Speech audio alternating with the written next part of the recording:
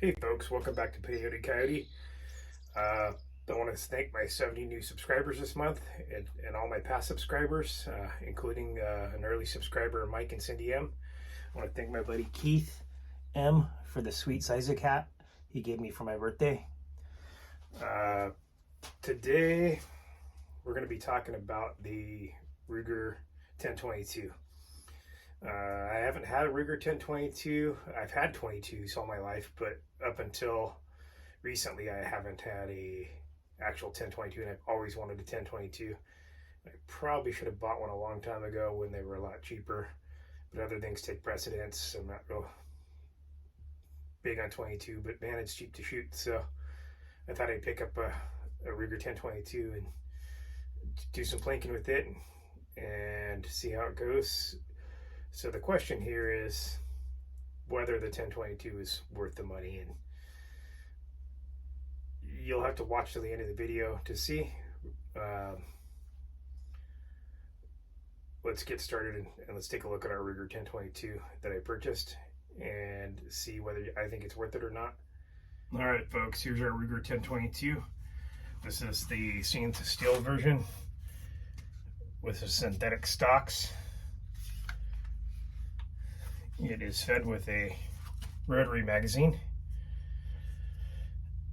So before I bought this, I had some other 22s, some Glenfields. Tube fed's pretty reliable. And I've got this one back here. Let's talk about this. My old 22. It's not a 1022. So when I was a kid, my dad bought this Sears 22. I believe it's made by Marlin. It's even got the Sears scope on there, if you can see that. It's a bolt action. And it has, it's clear by the way. It's got this really hard to get out little tiny magazine on the bottom. See that thing? Nothing in it. This gun is probably, I'm gonna say maybe 40 years old, 35 years old. My dad probably bought it at Sears, I'm gonna guess for around the $80 mark, maybe $100. This has been a fantastic gun. I've shot the hell out of this thing over the years without ever having an issue. Never had one malfunction. It's just a great gun. I wish that I had some little longer magazines because it's kind of a hassle to change that all the time, but I'm gonna keep this one because it's a great gun. But my wife shoots with me, so we needed a second 22, so that's why I picked up the Ruger 1022. So let's go back to that and talk about the 1022. All right, we're back now with the Ruger 1022. Haven't first talked about my Sears rifle. That's 30-some years old. I never had any reliability issues with. Let's talk about this 1022. So I don't know if you people know this, but I don't know if it's gun manufacturers or gun stores, but they definitely charge a different amount in California than other places. They are taking advantage of us.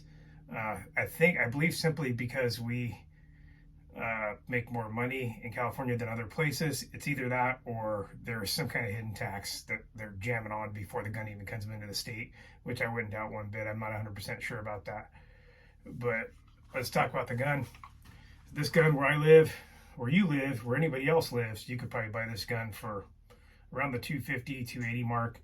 It's $100 more in California, probably about $380 with tax, background check, and everything. You're looking at about $420, which is a lot for a 22. I expect a lot for $420.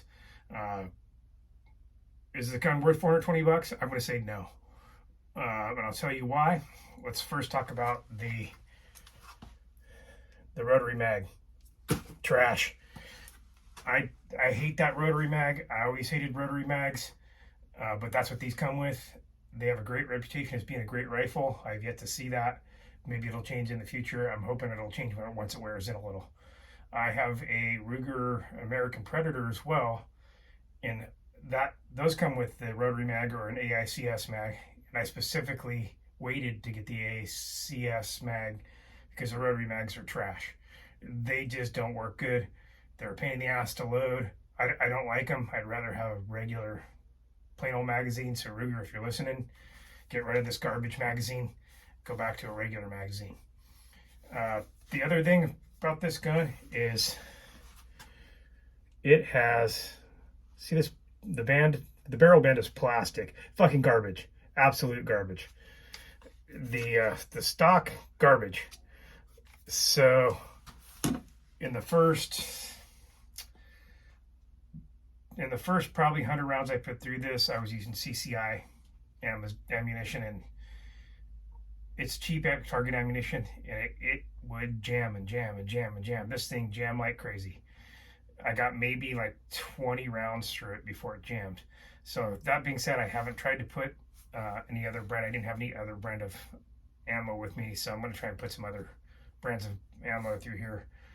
I've gone through and oiled the crap out of it and cleaned it real well, so I'm hoping that it's going to run better with different ammo, and once it's broken a little. I actually had an incident at some point where one of the shells stood up in the mag and stuck out the side.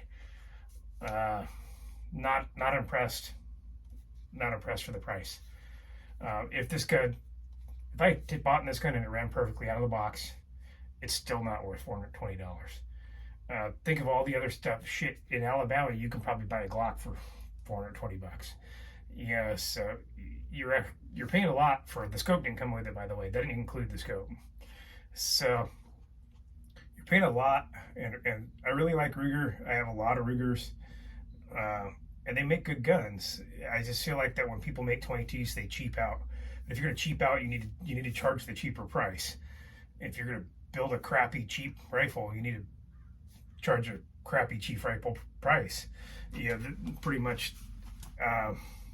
I also have a Ruger Scout, and it's the same kind of thing. They kind of just Ruger gouges you on the price. My Predator was actually a couple $100 cheaper than the Scout. I'm not really sure why.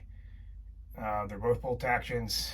The Scout is more like a Mini 14, so maybe there's more moving parts, but I'm not sure whether the popularity of the Scout caused the uptick in the price or whether it was actually more expensive to manufacture. I'd love to hear from Ruger on this, so if Ruger's watching, put a comment down below. I'd love to hear your comments on your 1022 and why you're charging so much more for the Scout than a Predator.